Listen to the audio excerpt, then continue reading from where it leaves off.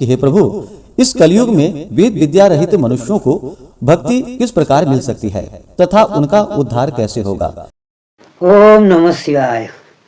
दोस्तों, आप सबको मेरी तरफ से नमस्कार है। स्पिरिचुअल स्टोरी लाइन पे आप सबको स्वागत है। हमेशा की तरह मैं आज एक नया सत्यनारायण व्रत की कथा है उसको लेकर आया हूँ। आप सबसे निवेदन है कि पूरा वीडियो देखिए।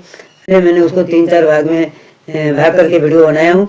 ये आज ये जो सुनने आप जा रहे हैं वो पहला भाग है। तो इसलिए आप सबसे निवेदन है कि पूरा वीडियो को देखिए और सत्यनारायण व्रत की महात्म्य के बारे में जानिए और करके रखें। आप सब लोगों को रिक्वेस्ट है कि सब चैनल को सब्सक्राइब करके रख दीजिए और बेल आइकन को दबा के रखिए ताकि दूसरा और तीसरा भाग भी लोग देख सकें। तो देर ना करते हुए चले आगे देखते हैं, पूरा वीडियो देखिए, देख सकते। आइए सुनते हैं श्री सत्यनारायण व्रत की कथा। हिंदू धर्म में प्रत्येक पूर्णिमा पर भगवान सत्यनारायण का विशेष करके पूजन किया जाता है। वैसे आप किसी भी दिन भगवान सत्यनारायण का पूजन कर सकते हैं, कथा श्रवण कर सकते हैं। कली काल में यह अनंत गुना पुण्य फलदायी माना गया है। जो भी भक्त सच्ची श्रद्धा के साथ, नियम और निष्ठा के साथ भगवान सत्यनारायण की पूजा करते हैं, कथा श्रवण करते हैं, तो भगवान सत्यनारायण की कृपा से उनके सभी प्रकार के मनोरथ की सिद्धि होती है, सभी प्रकार के दुख और क्लेश दूर हो जाते हैं। तो आइए सुनते हैं श्री सत्यनारायण व्रत की कथा। तो बोलिए प्रेम से श्री सत्यनारायण भगवान की जय, भगवान विष्णु की जय, माता लक्ष्मी की जय, सर्व देवी देवता की जय। कथा के अनुसार एक समय की बात है। नैमिषारण्य तीर्थ में शौनकादि 88,000 ऋषियों ने श्री सूत जी से पूछा कि हे प्रभु, इस कलयुग में वेद विद्या रहित मनुष्यों को भक्ति किस प्रकार मिल सकती है तथा उनका उद्धार कैसे होगा।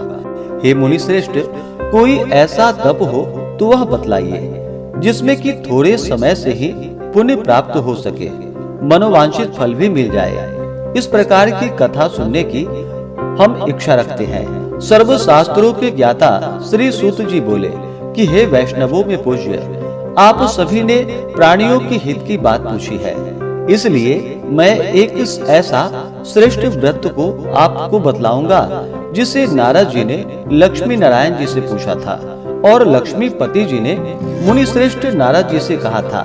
आप सब इसे ध्यान से सुनिए। एक समय की बात है, योगीराज नारद जी दूसरों के हित की इच्छा के लिए अनेकों लोकों में घूमते हुए मृत्यु लोक में आ पहुँचे। वहाँ उन्होंने अनेक योनियों में जन्मे प्रायः सभी मनुष्यों को अपने कर्मों द्वारा अनेकों दुखों से पीड़ित देखा। उनका दुख देखकर नारद जी सोचने लगे, ऐसा क्या यत्न किया जाए जिसके करने से निश्चय रूप से मानव के दुखों का अंत हो जाए। इसी विचार पर मनन करते हुए विष्णु लोक में गए। वहाँ वह देवों के इष्ट नारायण की स्तुति करने लगे, जिनके हाथों में शंख, चक्र, गदा और पद्म थे, गले में वरमाला पहने हुए थे। स्तुति करते हुए नारद जी बोले कि हे भगवान, आप अत्यंत शक्ति से संपन्न हैं। मन तथा वाणी भी आपको नहीं पा सकती। आपका आदि, मध्य तथा अंत नहीं है। निर्गुण स्वरूप सृष्टि के कारण भक्तों के दुख को दूर करने वाले हैं। आपको मेरा नमस्कार है। नारद जी की स्तुति सुनकर भगवान विष्णु बोले कि हे मुनि श्रेष्ठ, आपके मन में क्या बात है? आप किस कारण के लिए यहाँ पर पधारे हैं, उसे निसंकोच होकर हमसे कहिए। इस पर नारद मुनि बोले कि मृत्यु लोक में अनेक योनियों में जन्मे मनुष्य अपने कर्मों द्वारा अनेकों दुखों से दुखी हो रहे हैं। हे नाथ, आप मुझ पर दया रखते हैं तो यह बतलाइए कि वो मनुष्य थोड़े प्रयास से ही अपने दुखों से कैसे छुटकारा पा सकते हैं।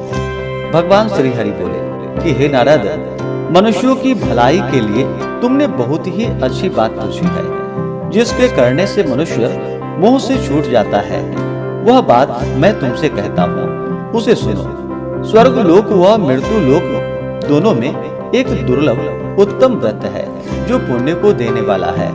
आज प्रेमवश होकर मैं तुमसे वही कहता हूँ। यह व्रत श्री सत्यनारायण भगवान का व्रत है। अच्छी तरह विधान पूर्वक करके मनुष्य तुरंत ही यहाँ सुख को भोग कर मरने पर मोक्ष को पाता है। श्री हरि के वचन को सुनकर नारद जी बोले, उस व्रत का क्या फल है, उसका क्या विधान है, यह व्रत किसने किया था, इस व्रत को किस दिन करना चाहिए, सभी कुछ विस्तार पूर्वक हमसे बतलाइए। नारद जी की बात को सुनकर भगवान श्री हरि बोले, दुख व शोक को दूर करने वाला, यह सभी स्थानों पर विजय दिलाने वाला है।